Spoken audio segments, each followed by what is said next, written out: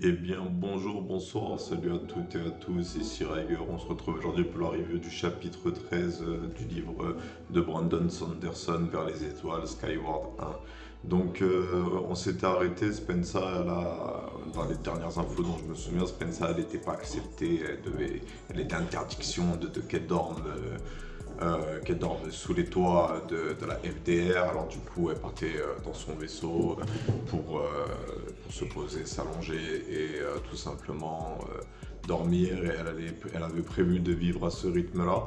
Il y avait eu aussi une petite scène où son chef d'escadrille, je sais tout, avait commencé à péter un câble en mode il me manque de respect monsieur, il faut que vous fassiez quelque chose. Et donc du coup, le sensei là, Cornio, il avait sorti ah je sais tout, ah c'est à toi de te faire respecter, ça se gagne.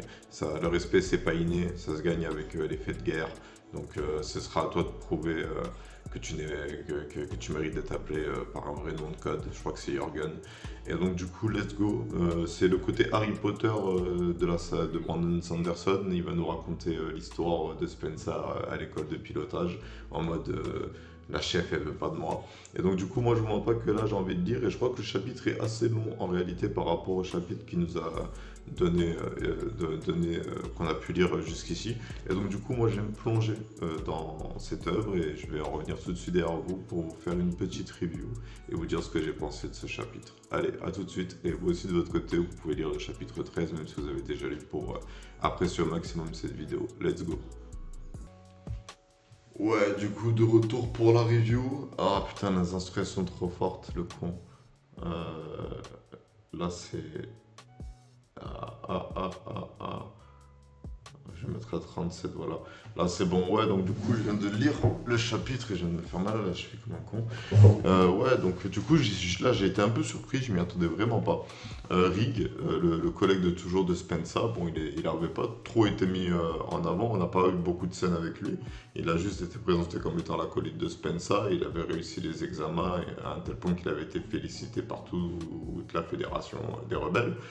Et après le combat qu'ils ont mené, là où il s'est fait tirer dessus, parce qu'il s'était fait tirer dessus, il avait dû être ausculté, il a décidé d'arrêter d'être pilote. Il disait que c'était pas fait pour lui, que lui, il avait envie de se prouver qu'il était capable de réussir l'examen et que c'était une chose faite, et que maintenant il devait trouver un autre métier dans lequel il pourrait s'impliquer pour la Fédération des Rebelles sans prendre, sans se battre. Donc du coup, il quitte.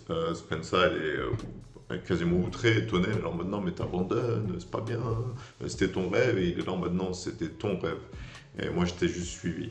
Et donc du coup, Spencer va se retrouver seul face à sa réalité d'élève de l'école de pilotage, c'est-à-dire elle n'a pas le droit de manger au repas. Donc là, elle avait oublié de se prendre un repas. Le COB il disait qu'à l'avenir elle devrait y penser parce qu'il ne faut pas qu'elle ait faim pendant l'apprentissage. Et du coup, Kimaline, en revenant du repas, lui a rapporté un morceau de pain. Elle s'est baladée, Spencer, pendant la pause repas, elle a regardé la verdure de la base d'Alta, elle a vu un groupe d'élèves contremaîtres arriver. Et donc du coup, voilà, la machine tourne. Ils ont passé l'entraînement à se concentrer sur les virages. Donc moi je trouve ça intéressant que les élèves ils aient des difficultés et qu'il y en ait genre une poignée qui savent déjà piloter.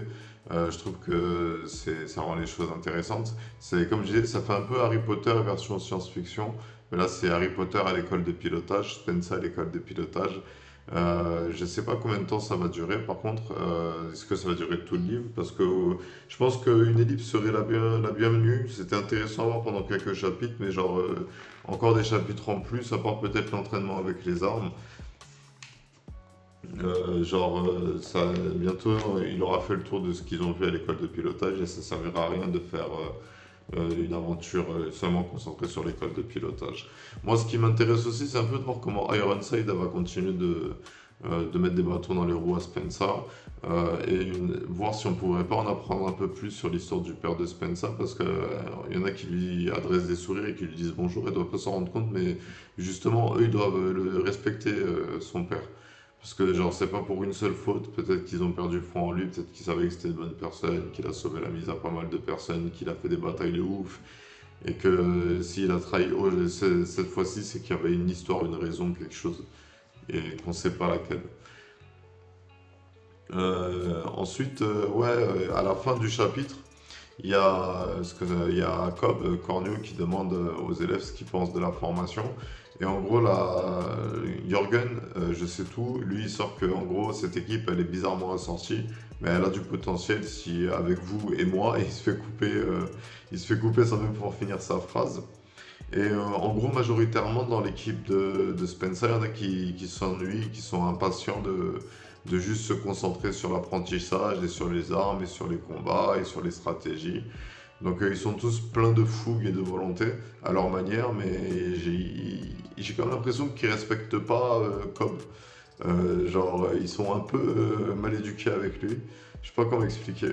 Genre, on dirait qu'ils sont pas de tes couilles, c'est leur formateur. C'est un peu comme les classes dans lesquelles j'étais, où on foutait le bordel. Enfin, moi j'étais calme.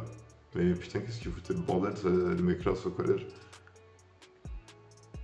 Surtout la troisième 4. Et bref, donc du coup, voilà. Donc, Spencer continue son entraînement. Donc, elle, c'est à la fois un entraînement psychologique et un entraînement au pilotage. Je veux dire, si elle réussit sa formation et qu'elle réussit à être pilote, j'imagine qu'il y aura le gain aussi. Hein, donc, elle aura le droit à avoir la nourriture. Hein, elle ne va pas être l'esclave de la FDR non plus. Hein, faudrait pas abuser. Mais reste à voir comment tout ça, ça va évoluer.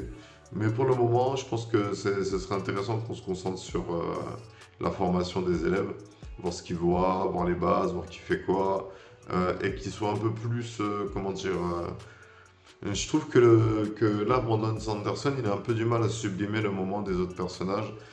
Cornu, il a bien écrit, Cobb, il a bien écrit, mais les autres, ils sont un peu, comment dire, oubliables. C'est-à-dire qu'on ne se souvient pas d'eux pour quelque chose. Là, il y a juste j'arrive pas à différencier aussi, je veux dire, il y a des moments clés qui sont donnés qu'avec les noms, mais pas avec les scènes. Donc j'ai du mal à imaginer les personnages tels qu'imaginait Brandon Sanderson dans les scènes. Je me fais ma propre idée des personnages avec des silhouettes, mais je les ai pas bien en tête, les personnages qu'il a imaginés. Et ça fait que du coup, moi aussi, genre comme moi en écrivant, il va falloir que je pense à ça. Faire des rappels physiques des personnages liés aux scènes. Bref, j'ai rien d'autre de plus à dire sur ce chapitre. Je l'ai trouvé un peu plus long, mais moi, genre vers le trois quarts, je commençais un peu à m'ennuyer. Je commençais un peu à en avoir marre de le lire. Mais c'est passé crème, c'est passé crème. Genre là, on est à la page 175. On a pas mal avancé. On a pas mal lu, c'est bien. C'est cool. Franchement, ça fait du bien de lire un peu cette saga. Je trouve que Spencer, c'est un personnage inspirant et qu'on apprécie de suivre. Je veux dire, j'ai hâte de voir un peu comment les choses, ça va se passer pour elle, parce que sur la couverture, comme vous pouvez le voir sur ouais, ça va être à droite de l'écran, ah ouais, moi je dois faire à gauche pour montrer à droite. Elle est toute seule avec des vaisseaux, donc reste à savoir si son escadrille, elle va pas être décimée. Oh, Dark Passé, oh, Spencer, la guerrière. Bref, on va s'arrêter là pour cette review. C'était Rager, je vous remercie d'avoir suivi cette vidéo.